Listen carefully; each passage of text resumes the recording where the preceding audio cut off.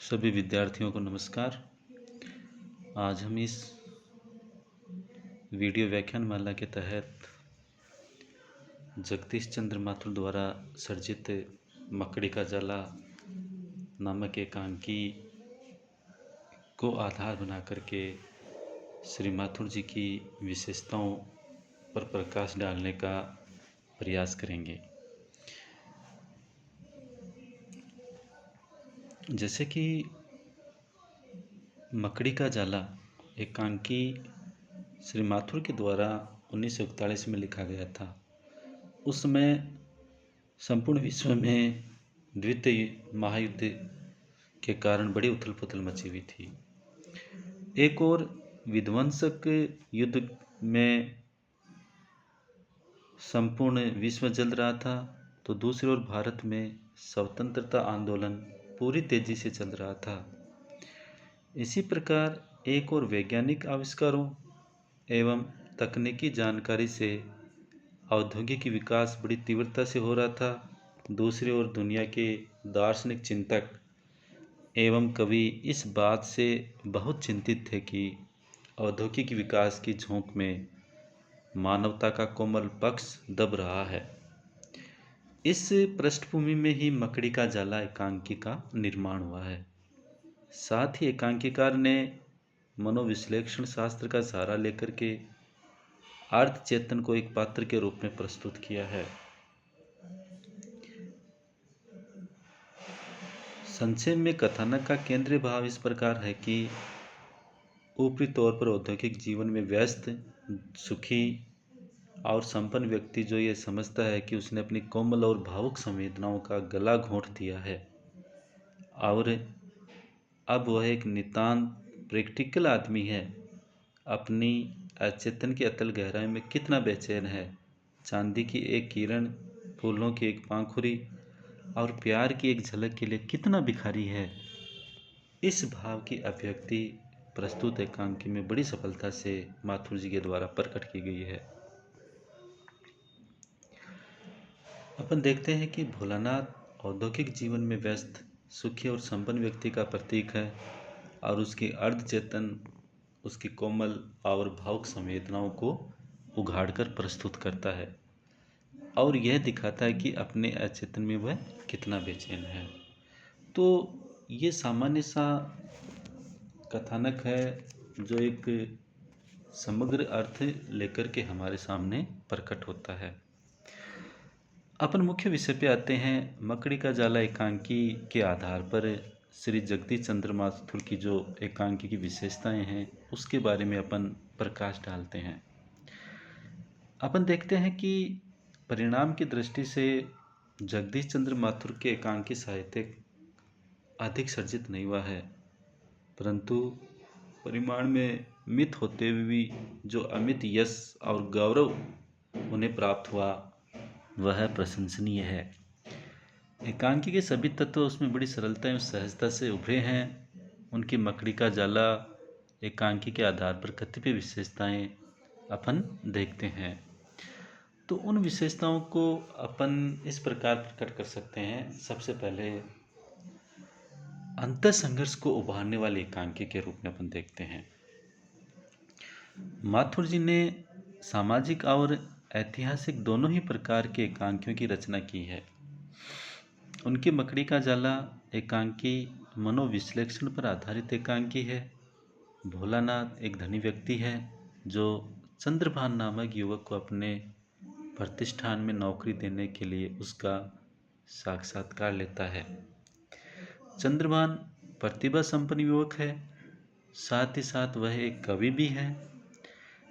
भोलानाथ भी अपनी युवावस्था में कविताएं लिखता था, किंतु उसने धन कमाने की होड़ में कविता, संगीत आदि को छोड़ दिया। किंतु चंद्रभान को देखकर उसे अपनी युवावस्था की याद आ जाती है।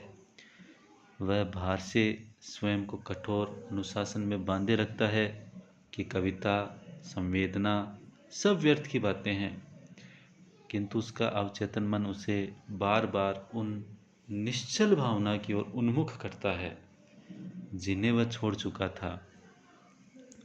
अब उसके चेतन और अवचेतन का द्वंद्व उसे परेशान करता है। तो अपन देखते हैं कि यह एकांकी अंतर संघर्ष को उभारने वाली एकांकी है। दूसरी विशेषता है वस्तु विधान का स्वरूप। कथानक योजना की दृष्टि से श्री जगदीश चंद्र माथुर ने वस्तु विधान बड़ी कुशलता से किया है। उनका काव्यात्मक स्वरूप उनके कथानक की विशेषता है। मकड़ी का जाला एकांकी में भी उनकी काव्यात्मकता का परिचय मिलता है। डॉक्टर सिद्धनाथ कुमार इस संबंध में लिखते हैं कि नाट्य शिल्प की दृष्टि से जगदीश चंद्र माथुर ने विशेष कौशल का परिचय दिया है। इनकी विशेषता उनके काव्यात्मक दृष्टिकोण में है। जिस नाट्यकार का दृष्टिकोण जीवन के विस्तार में नहीं जाता, उसकी गहराई में उतरता है। माथुर जी ने अपने अधिकांश नाटकों में यही किया है। इन्होंने घटनाओं के विस्तार में न जाकर जीवन की किसी एक घटना का मार्मिक चित्रण किया है। इस प्रकार वस्तु विधान का स्वरूप अपने आप में बेमिसाल बनकर के हमारे सामने प्रकट होता है। तीसरी विशेषता है मकड़ी का जाला एकांकी उनका एक नया प्रयोग है। अपने एकांकियों के कथानक माथुर जी ने सहज सरल ढंग से आरंभ किए हैं। उसमें विशेष वक्रता नहीं है, फिर भी उसमें कौतूहल का तत्व पर्याप्त मात्रा में मिलता है। उन्होंने मकड़ी का जाला एकांकी में एक नया प्रयोग किया है, जिसमें स्वप्न के माध्यम से अतीत की घटनाओं और अर्ध चेतन मन की स्थिति को बड़े कलात्मक रूप में चित्रित किया गया है। एकांकी में भोलानाथ चंद्रभान को समझाता है कि जीवन में पैसा कमाना ही सबसे बड़ा काम है, लेकिन वह यह भी स्पष्ट करता है कि उनके प्रतिष्ठान में आने का अर्थ मकड़ी के जाल में फंसना है और एक बार फंसने के बाद में उससे निकलना अत्यंत मुश्किल कार्य है। चंद्रभान के जाने के बाद भोलेनाथ की अंतरात्मा उसे धिक्कारती है। उसका अवचेतन उसे लताड़ता है कि उसने मकड़ी का जाला स्वयं बुना है और स्वयं ही उसमें फंसा है। वह भी कभी कवि और संगीत प्रेमी था, उसका मन भी सात्विक भाव से भरा था। तो इस प्रकार यह एकांकी एक नया प्रयोग है। अगली विशेषता है पात्रों का अतिरंजित रूप में चित्रण। सत्य यह है कि माथुर जी अपने पात्रों के चरित्र चित्रण में न तो बहुत गहराई में उतरते हैं और न ही स्थूल और इतनी वर्तात्मकता का उनको रूप देते हैं। एकांकी को सरल एवं मनोरंजक बनाने के लिए उसमें कुछ चमत्कारिक नाट्य की स्थिति को रखने के लिए उन्होंने कुछ पात्रों का अतिरंजित रूप में चित्रण किया है, पर उसमें अस्वाभाविकता नहीं लगती। इतना अवश्य है कि ऐसे पात्रों पर एकांकीकार के कवि हृदय का स्पष्ट प्रभाव है। मकड़ी का जाला एकांकी में भी भोलेनाथ के अवचेतन द्वारा उसके कवि रूप का परिचय दिया गया है। चंद्रभान जो एक युवक है, वह भी कवि का हृदय रखता है। कवि की भावुकता को मकड़ी का जाला में नए रूप में बताया गया है। अगली विशेषता है वातावरण योजना की महत्ता। लेखक एकांकी में वातावरण अत्यंत प्रमुख रूप से प्रकट करने में प्रयत्नशील रहे हैं। उनके नाटक एवं एकांकी अधिक से अधिक रंगमंचीय अनुकूलता को ग्रहण कर सके हैं। संगीत, बिजली, प्रकाश, पात्रों की वेशभूषा, उनका वार्तालाप, सभी का प्रयोग उन्होंने अपने एकांकियों के वातावरण सृष्टि के लिए किया है। उनके व्यंग्य प्रधान प्रहसनों में वातावरण जहाँ बड़ा मनोरंजक है, ऐतिहासिक एकांकियों का वातावरण संवेदनशील और भावनामय है। अन्य सामाजिक एकांकी तथा मकड़ी का जाला में वर्तमान जीवन के खोखलेपन का बड़ा ही यथार्थ चित्र हमारे सामने प्रस्तुत किया गया है। आधुनिक समाज में संचरित झूठे और कृत्रिम जीवन के चित्र मकड़ी का जाला में बड़ी सच्चाई के साथ उभर कर आए हैं। मकड़ी का जाला के प्रमुख पात्र भोलानाथ के अंतर्द्वंद को बड़ी कुशलता से मंच पर उसके अर्धचेतन को आवाज के माध्यम से रूपायित किया गया है।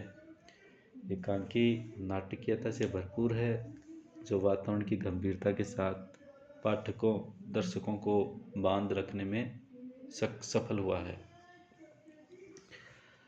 अगली विशेषता है भाषा में गति और संगीत की मधुरता। जगदीश चंद्र माथुर की भाषा परिष्कृत, परिमार्जित, शुद्ध खड़ी बोली होती है। उनकी भाषा में काव्यात्मकता है, किंतु जयशंकर प्रसाद की तरह बहुत अधिक काव्यात्मकता एवं आलंकारिकता नहीं है। दर्शकों के लिए क्लिष्ट और श्रम साध्य नहीं बन पाई है। उनकी भाषा में पर्याप्त गति और प्रवाह है। वह बड़ी भावव्यंजक और मर्मस्पर्शी है। रसोद्रेक की उसमें अपूर्व क्षमता है। संगीत की मधुरता है। मकड़ी का जाला की भाषा में ये विशेषताएं पाई गई हैं। उसकी भाषा नितांत व्यवहारिक बोलचाल की भाषा भी है। उसमें उर्दू अंग्रेजी के भी शब्द हैं। शैली के रूप में उनकी भावात्मकता का प्रभाव मकड़ी का जाला एकांकी पर स्पष्ट रूप से दिखाई देता है। पात्रों का भावुक हृदय, उनका भावावेश, बड़ा संवेग, बड़ी तीव्रता और गति दृष्टिगोचर होती है। अगली विशेषता है रंगमंचीयता एवं अभिनयता का कौशल। जगदीश चंद्र माथुर की एकांकी कला की सबसे बड़ी विशेषता है कि वे रंगमंच की कसौटी पर खरे उतरे हैं। वे लिखे ही रंगमंच के लिए जाते हैं। माथुर जी ने स्वयं रंगमंच पर अनेकों बार अभिनय किया है, निर्देशित किया है। उन्हें रंगमंच का गहन अनुभव है। उनका अध्ययन गंभीर है। वे कहते हैं कि एकांकी में संवेदनशील अभिनय के द्वारा ही यथार्थ वातावरण और अनुभूति का सर्जन किया जा सकता है। तकनीकी की दृष्टि से जो कुछ भी हमने पाश्चात्य एकांकी कला से प्राप्त किया है वह अधूरा है। हमारा नाट्यशास्त्र और साहित्य की जड़ें संसार रूपी अश्वत्थ वृक्ष की भांति अधर्वमुखी हैं। मकड़ी का जाला एकांकी की अभिनेता में वे सभी विशेषताएं हैं जो एकांकी को सफल बनाती हैं। जैसे रेडियो सेट ऑन कर देता है, मार्केट रिपोर्ट सुनाई जा रही है, भोलानाथ एक कुर्सी पर बैठकर दूसरी को पैर फैलाने के लिए घसीट लेता है और आराम से टांग पसार कर आधा लेटा आधा बैठा रेडियो सुनता है। थोड़ी देर में एक आध जम्भाई भी लेता है। अगली विशेषता है संगीत योजना। माथुर जी रंगमंची अनुकूलता के लिए संगीत योजना की आवश्यकता पर बल देते हैं। आपका विचार है कि हमारे देश में संगीत विहीन रंगमंच सफल नहीं हो सकता है। इसका कारण यह है कि भारतीय हृदय स्वभावतः ही संगीत प्रिय, भावुक और रोमांटिक है। भारत ही नहीं, आधुनिक पाश्चात्य नाटकों में भी यद्यपि गानों का बहिष्कार किया गया है, तथापि भावों के आरोह अवरोह को प्रदर्शित करने के लिए पृष्ठभूमि में संगीत का आयोजन किया जाता है। मकड़ी का जाला एकांकी में औद्योगिकरण का वातावरण है, किंतु उसके बीच में संगीत की छटा बिखेर कर भावों की महत्ता को प्रकट किया गया है। इस प्रकार माथुर जी के एकांकी मकड़ी का जाला में जिन अनुभूतियों का प्रकाशन किया गया है उसमें दर्शकों में चेतना ही है। उनका भावुक एवं संवेदनशील हृदय झांकने लगा है। लेखक चाहता है कि हमारे जीवन की यांत्रिकता में केवल मशीनीकरण नहीं, चेतना हो, प्राणों का स्पंदन हो, मन की चहक हो, हृदय का उल्लास हो, प्रवाह हो। इस प्रकार आज हमने श्री जगदीश चंद्र माथुर के एकांकी विशेषताओं के बारे में मकड़ी का जाला एकांकी को आधार बना करके प्रकट की है। धन्यवाद। वीडियो को अवश्य लाइक करें। अगर अभी तक आपने मेरे निजी यूट्यूब चैनल को सब्सक्राइब नहीं किया है तो अवश्य करें। शीघ्र ही हम और साहित्यिक वीडियो लेकर के आप सभी विद्यार्थी और साहित्य प्रेमियों के सामने उपस्थित होंगे। धन्यवाद।